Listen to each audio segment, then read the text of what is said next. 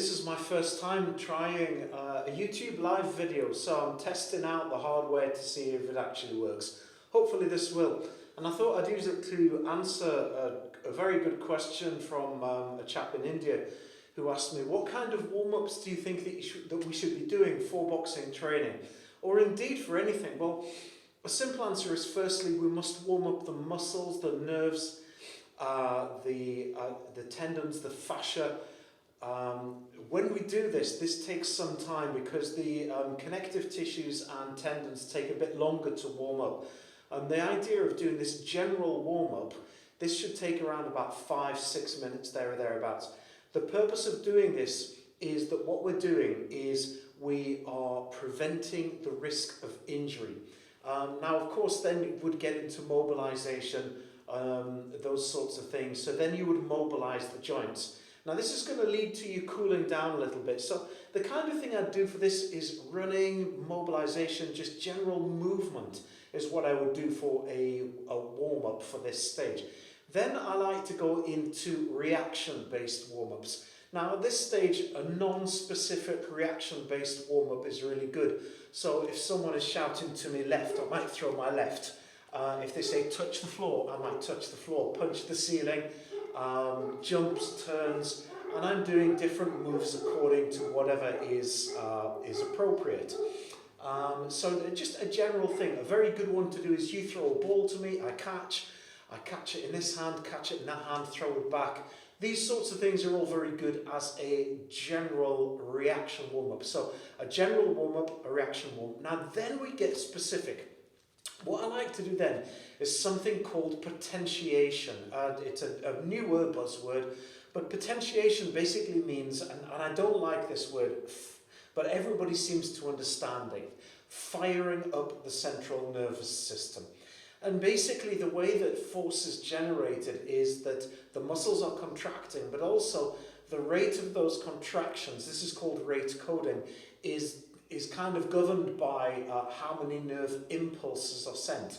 And people often refer to this as firing. It's not the right term, but if you want, what you're doing is really sending more nerve impulses. Now, here's an example of something that I like to do for weight training, and then you can take this and you can adapt it to whichever sport you're going to do.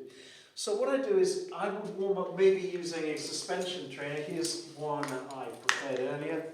And what I do in order to activate the nervous system stronger than that is I would do this. If you can see this, I've got a Bosu ball here.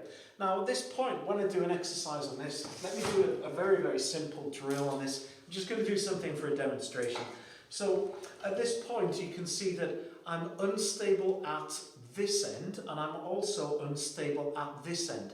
So this makes the exercise harder because I'm unstable at both points, and as I then do the exercise, this is then causing my nervous system to activate at a greater rate. If you like, I'm really firing up the nervous system.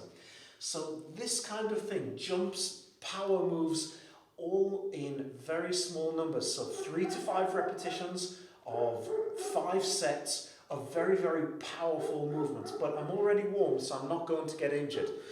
This kind of thing, you could do light plyometric exercises, but this is the important thing with a warm-up. Remember that a warm-up is not a session. It is not a fight. I see so many fighters warming up like they're going to be fighting, and they warm up so much. Now, what we should not be doing in a warm-up is producing lactic acid. Get to the point of producing lactic acid, yeah, just to wake up your systems. But do not be producing lactic acid because it's a warm-up. This is the point. Okay, so what we've done is we've done a general warm-up, we've done reaction training, then we've done potentiation. My favourite personal thing for this was, and this is going to sound really, really strange, for boxing training was I used to go and do some sprints. So I would actually go outside of the venue if possible, or to a long corridor, and I would do sprints at 85% of maximum or more for maybe 30 meters there or thereabouts, with a very long recovery in between. Sort of 5-6 minutes, between 3 and 6 minutes is what you'd actually want, but 5 or 6 minutes give or take. And this is really firing up the system very, very effectively. And then finally, the final part of the warm-up should be, again, reactive and it should be specific at this point. And I would then get them onto pads, and I'd get them doing reaction drills. Now, if it's for me, for example, if you're in the blue corner, I would have red gloves on for the warm-up, and I would be telling you as I throw my hand, take the red away, take the red away. And I'd have you doing things that specific, colour specific. If you were in the red corner, I'd be wearing blue gloves, and I'd be telling you, take the blue away, so that you're getting really, really specific at that point. And then what I'd do before the fight, what I would do is I would then just maintain a general level of being warm. So with some reactive work, I wouldn't go back to potentiation at this stage because you're already activated, you're already ready, and I'd keep some general work. So I'd keep them moving around, just moving around generally, but I would not go producing lactic acid. I see plenty of fighters doing this where they're doing a 2 or 3 minute round on pads and saying, bloody hell, it's meant to be a warm-up. It's a warm-up. Okay, so let's go through this in summary and recap, and hopefully this thing's going to work and upload. It looks like my computer is working, so hopefully there's a good enough stream going on there, and we've got enough bandwidth before either of my batteries run out because I haven't charged this up. All right, the warm-up. Firstly, a general warm-up. Something between 3 and 6 minutes. I prefer 5-6 minutes, thereabouts. Then reaction work, okay? Just another few minutes, but now we're taking longer rest periods in between. Then we're doing potentiation. My personal preference is to do sprints because you don't need any equipment to do that. Medicine ball throws, they're all great. Keep it very, very low repetitions and very high quality movement. And then finally we go back to reactive work, specific reactive work, even colour reactive work.